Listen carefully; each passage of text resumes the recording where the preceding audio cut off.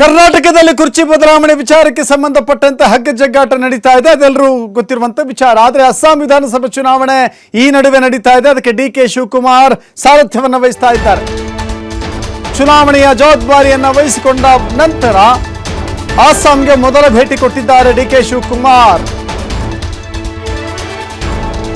ಅಸ್ಸಾಂ ರಾಜಧಾನಿ ಗುವಾಹಟಿಯಲ್ಲಿ ಇವತ್ತು ಕಾರ್ಯಕಾರಿಣಿ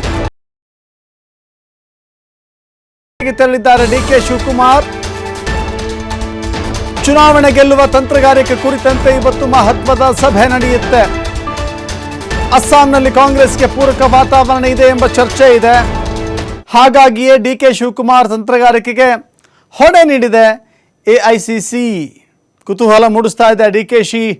ಅಸ್ಸಾಂ ಚುನಾವಣೆಯ ತಂತ್ರಗಾರಿಕೆ. ಗುವಾಹಟಿಗೆ ಹೋಗಿದ್ದಾರೆ. ಅಲ್ಲಿ ಕೆಲವು ಪ್ರಮುಖ ದೇವಸ್ಥಾನಗಳಿಗೂ ಭೇಟಿ ಕೊಟ್ಟಿದ್ದಾರೆ. ಗುವಾಹಟಿಯಲ್ಲಿ ಕಾಂಗ್ರೆಸ್ಸನ್ನು ಗೆಲ್ಲಿಸಲಿಕ್ಕೆ ಪ್ರಿಯಾಂಕಾ ಗಾಂಧಿ ಮತ್ತು ಡಿ.ಕೆ. ಶಿವಕುಮಾರ್ ಬಹಳ ಜಿದ್ದಿನಿಂದಲೇ ಹೋಗಿದ್ದಾರೆ. ಈಗಾಗಲೇ ದೆಹಲಿಯಲ್ಲಿ 3 ರಿಂದ 4 ರೌಂಡ್ ಸಭೆ ಆಗಿದೆ. ಬೇಕಾದ ಎಲ್ಲ ಮಾಹಿತಿಯನ್ನು ತೆಗೆದುಕೊಂಡಿದ್ದೇವೆ. ಗೆಲ್ಲಲು ಬೇಕಾದಂಥ ಸ್ಟ್ರಾಟಜಿ ಮಾಡ್ತಾ ಇದ್ದೇವೆ. ಅಸ್ಸಾಂ ಚುನಾವಣೆಯನ್ನು ಗೆಲ್ಲುವ ಭರವಸೆ ಇದೆ. ಅಸ್ಸಾಂಗೆ ತೆರಳುವ ಮುನ್ನ ಡಿ.ಕೆ. ಶಿವಕುಮಾರ್ ಹೇಳಿಕೆಯನ್ನು ಕೊಟ್ಟಿದ್ದಾರೆ. ಈ ಬಾರಿ ಬದಲಾವಣೆ ಆಗುವ ಭರವಸೆ ಇದೆ. ಇವತ್ತು ನಾನು, ಪ್ರಿಯಾಂಕಾ ಗಾಂಧಿ, ಭೂಪೇಶ್ ಬಘೇಲ್ ಎಲ್ಲರೂ ಕೂಡ ಹೋಗ್ತಾ ಇದ್ದೇವೆ. ಕಾಮಾಖ್ಯ ದೇವಿಯ ದರ್ಶನವನ್ನು ಪಡೆದು ಬರ್ತೇವೆ. 1-2 ದಿನ ಪ್ರವಾಸವನ್ನು ಮುಗಿಸಿ ಬರ್ತೇನೆ ಅಂತ ಹೇಳಿ ಡಿ.ಕೆ. ಶಿವಕುಮಾರ್ ಹೇಳಿದ್ದಾರೆ.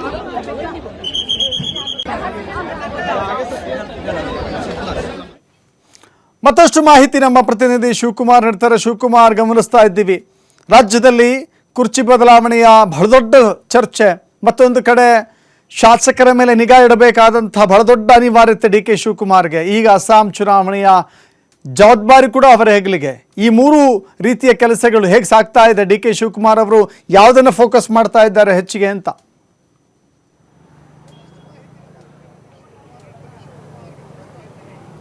ದಶರಥ್, ರಾಜ್ಯದಲ್ಲಿ ನಾಯಕತ್ವ ಬದಲಾವಣೆಯ ಚರ್ಚೆ ಇನ್ನೂ ಕೂಡ ಜೋರಾಗ್ತಾ ಇದೆ.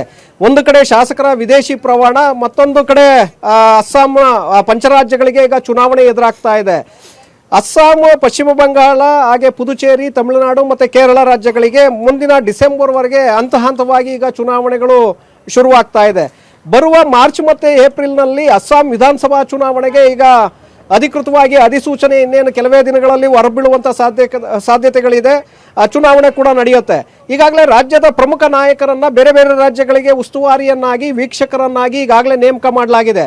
ಅದೇ ರೀತಿಯಾಗಿ ಅಸ್ಸಾಂ ವಿಧಾನಸಭಾ ಚುನಾವಣೆಯ ಉಸ್ತುವಾರಿಯನ್ನಾಗಿ ಡಿ.ಕೆ. ಶಿವಕುಮಾರ್ ಅವರಿಗೆ ಅವಕಾಶವನ್ನು ಮಾಡಿಕೊಡಲಾಗಿದೆ ಮಾಜಿ ಸಿಎಂ ಭೂಪೇಶ್ ಬಘೇಲ್ ಅವರ ಜೊತೆ.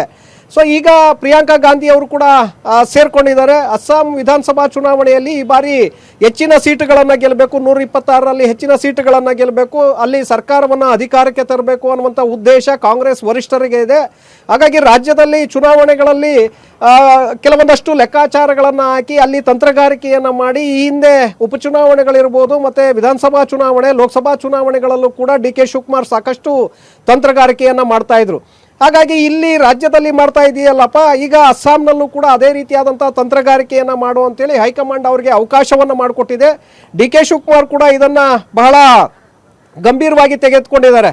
ಯಾಕೆಂದರೆ ಈ ಚುನಾವಣೆಯಲ್ಲಿ ನಾನು ಏನಾದರೂ ಅಧಿಕಾರಕ್ಕೆ ಅಲ್ಲಿ ಹೆಚ್ಚಿನ ಸೀಟುಗಳನ್ನು ಗೆಲ್ಲಿಸಿ ಕಾಂಗ್ರೆಸ್ ಪಕ್ಷವನ್ನು ಅಧಿಕಾರಕ್ಕೆ ತಂದಿದ್ದೇ ಆದರೆ ಆಗ ನಾನು ಇಲ್ಲಿ ಇಟ್ಟಿರುವಂತಹ ಸಿಎಂ ಕುರ್ಚಿಯ ಸರ್ಕಸ್ ಏನಿದೆ, ಪ್ರಯತ್ನ ಏನಿದೆ, ಇದಕ್ಕೆ ಹೈಕಮಾಂಡ್ ಒಪ್ಪಿಗೆಯನ್ನು ಕೊಡಬಹುದು ಅನ್ನುವಂಥ ಲೆಕ್ಕಾಚಾರ ಡಿ.ಕೆ. ಶಿವಕುಮಾರ್ ಅವರಿಗೆ ಇದೆ.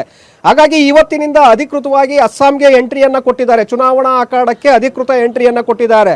ಈ ಹಿಂದೆ 2 ಬಾರಿ ದೆಹಲಿಯಲ್ಲೇ ಎಐಸಿಸಿ ಕಚೇರಿಯಲ್ಲಿ ಅಸ್ಸಾಂ ಚುನಾವಣೆಗೆ ಸಂಬಂಧಪಟ್ಟಂತೆ ವೀಕ್ಷಕರು ಮತ್ತು ಉಸ್ತುವಾರಿಗಳ ಸಭೆಯನ್ನು ರಾಹುಲ್ ಗಾಂಧಿ, ಮಲ್ಲಿಕಾರ್ಜುನ್ ಖರ್ಗೆ ಅವರು ನಡೆಸಿದ್ರು. ಇವತ್ತು ಅಧಿಕೃತವಾಗಿ ಅಸ್ಸಾಂ ಗೌಹಾಟಿಯಲ್ಲಿ ಕಾಂಗ್ರೆಸ್ ನಾಯಕರ ಸಭೆಯಲ್ಲಿ ಈಗ ಡಿ.ಕೆ. ಶಿವಕುಮಾರ್ ಭಾಗಿಯಾಗಿದ್ದಾರೆ, ಪ್ರಿಯಾಂಕಾ ಗಾಂಧಿ ಅವರು ಭಾಗಿಯಾಗಿದ್ದಾರೆ, ಹಾಗೆ ಅಸ್ಸಾಂನ ನಾಯಕರು ಕೂಡ ಭಾಗಿಯಾಗಿದ್ದಾರೆ. ಇಲ್ಲಿ ಸಾಕಷ್ಟು ತಂತ್ರಗಾರಿಕೆಯನ್ನು ಮಾಡುವ ಮೂಲಕ ಅಸ್ಸಾಂನಲ್ಲಿ ಹೆಚ್ಚಿನ ಸೀಟುಗಳನ್ನು ತರಬೇಕು ಅನ್ನುವಂಥ ಉದ್ದೇಶವನ್ನು ಇಟ್ಟುಕೊಂಡೇ ಡಿ.ಕೆ. ಶಿವಕುಮಾರ್ ಅವರು ಅಲ್ಲಿಗೆ ಹೋಗಿದ್ದಾರೆ. ಈಗ ತಂತ್ರಗಾರಿಕೆಯನ್ನು ಮಾಡಿ ಅಲ್ಲಿ ಚುನಾವಣೆಯಲ್ಲಿ ಎಷ್ಟು ಸೀಟುಗಳನ್ನು ತರ್ತಾರೆ ಅನ್ನುವಂಥದ್ದನ್ನು ನೋಡಬೇಕಾಗತ್ತೆ.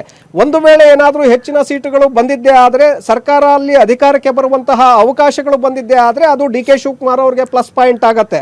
ಜೊತೆಗೆ ಇಲ್ಲಿ ಸಿಎಂ ಕುರ್ಚಿಯ ವಿಚಾರವಾಗಿ ಏನೆಲ್ಲ ಪ್ರಯತ್ನಗಳನ್ನ ಮಾಡ್ತಾ ಇದ್ದಾರೆ ಅದನ್ನ ವರಿಷ್ಠರ ಮುಂದೆ ಇಡಬಹುದು. ನೀವು ಕೊಟ್ಟಿರುವಂತಹ ಏನು ಟಾಸ್ಕ್ ಇತ್ತು ಅದನ್ನ ನಾನೀಗ ಪೂರ್ಣಗೊಳಿಸಿದ್ದೇನೆ, ನನಗೆ ಇಲ್ಲಿ ಅವಕಾಶವನ್ನ ಮಾಡಿಕೊಡಿ ಅನ್ನುವಂತ ಪಟ್ಟನ್ನ ಹಿಡಿಯೋದಕ್ಕೆ ಸಾಧ್ಯ ಆಗತ್ತೆ. ಸೊ ಹಾಗಾಗಿ ಡಿ ಕೆ ಶಿವಕುಮಾರ್ಗೆ ಈ ಚುನಾವಣೆ ಬಹಳಷ್ಟು ಮಹತ್ವವನ್ನ ಪಡ್ಕೊಳ್ತಾ ಇದೆ. ಅಲ್ಲಿ ಯಾವ ರೀತಿಯಾದಂತ ಒಂದು ತಂತ್ರಗಾರಿಕೆಯನ್ನ ಮಾಡ್ತಾರೆ ಅನ್ನುವಂಥದ್ದನ್ನು ಮುಂದಿನ ದಿನಗಳಲ್ಲಿ ನೋಡ್ಬೇಕಾಗತ್ತೆ Dasharath. Yes, thank you Shivakumar ನಿಮ್ಮೆಲ್ಲ ಮಾಹಿತಿಗೆ.